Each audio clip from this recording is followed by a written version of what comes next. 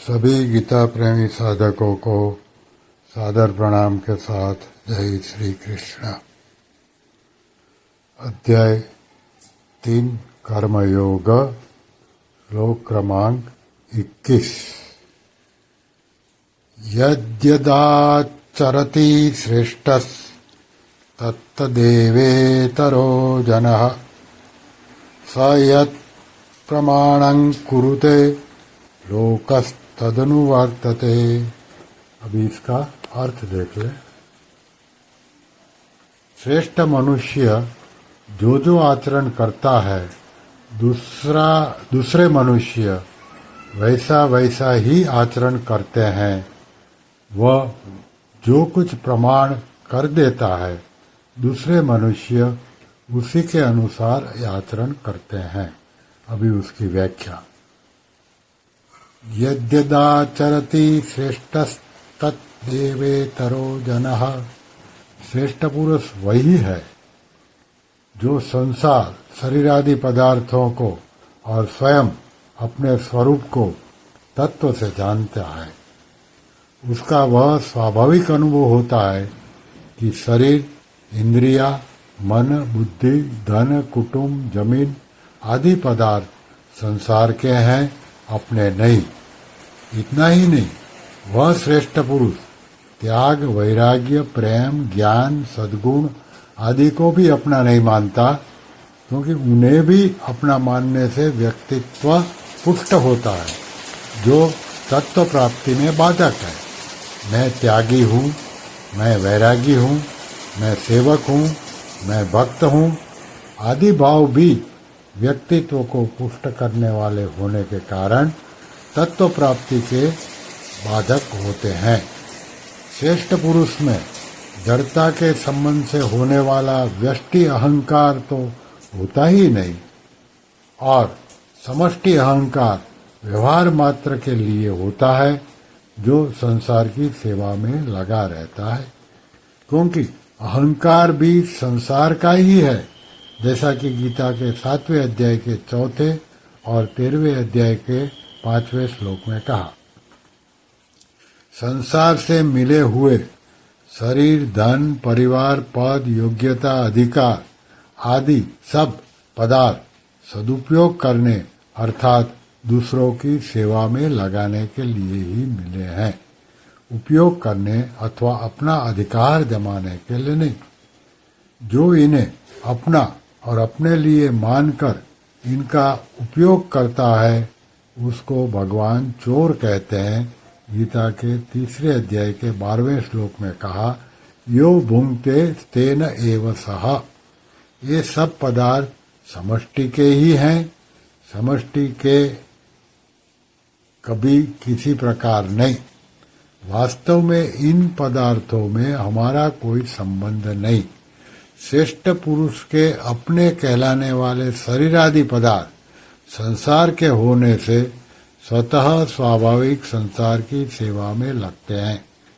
संपूर्ण प्राणियों के हित के लिए उसकी स्वाभाविक प्रवृत्ति होती है।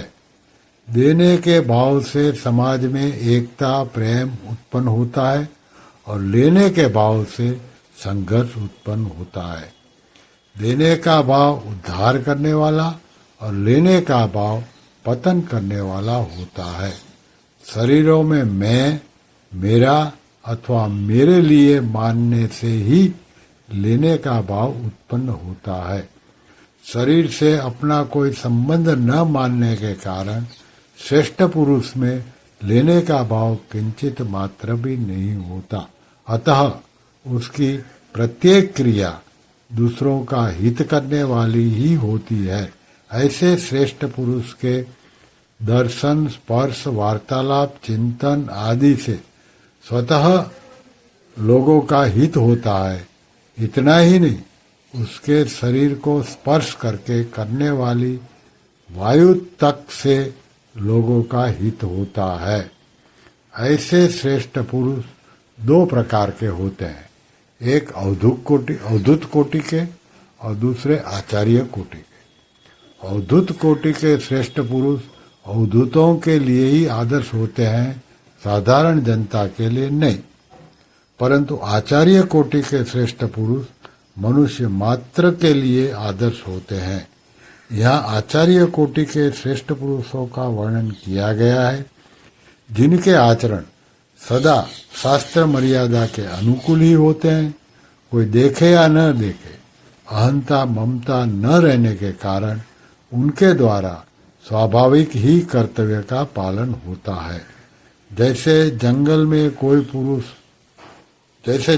कोई पुष्प खिला और कुछ समय के बाद मुरझा गया और सूख कर गिर गया, उसे किसी ने देखा नहीं, फिर भी उसने चारों ओर अपनी सुगंध फैलाकर दुर्गंध का नाश किया ही है।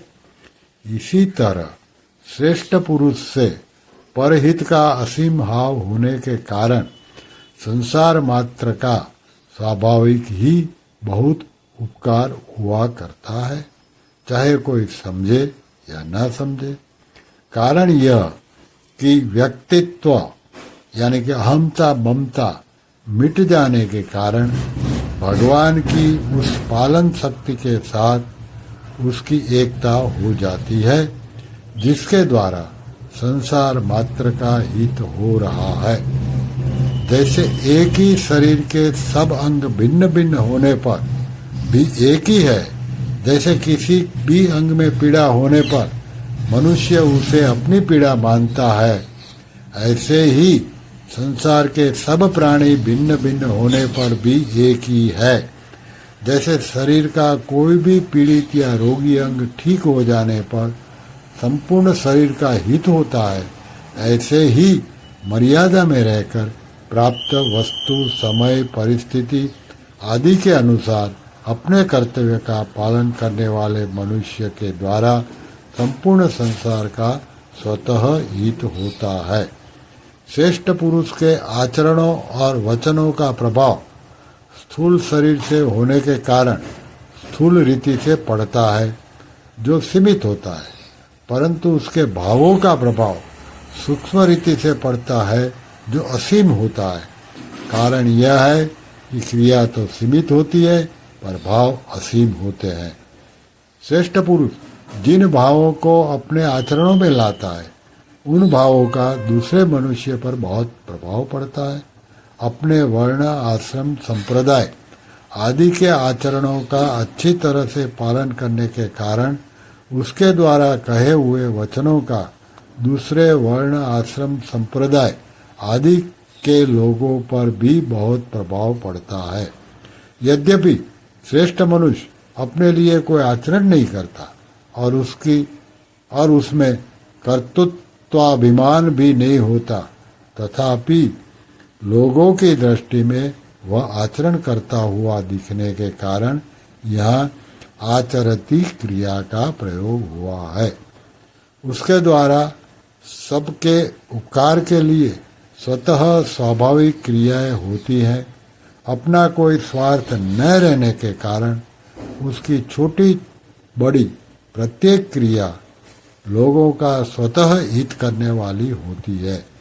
यद्यपि उसके लिए कोई कर्तव्य नहीं है, जैसा कि गीता के 3 अध्याय के 17वें श्लोक में कहा, तस्य कार्य न विद्यते, और उसमें करने का अभिमान भी नहीं है, जैसे कि गीता के 2 अध्याय के 71वें श्लोक में कहा, निर्ममो निरहंकार, तथापि उसके द्वारा स्वतः स्वाभाविक सुचारू रूप से कर्तव्य का पालन होता है। इस प्रकार उसके द्वारा स्वतः स्वाभाविक लोक संग्रह होता है। श्री कृष्ण शरणम मम, श्री कृष्ण शरणम मम, श्री कृष्ण शरणम मम। ओम श्री कृष्णार्पणमस्तु।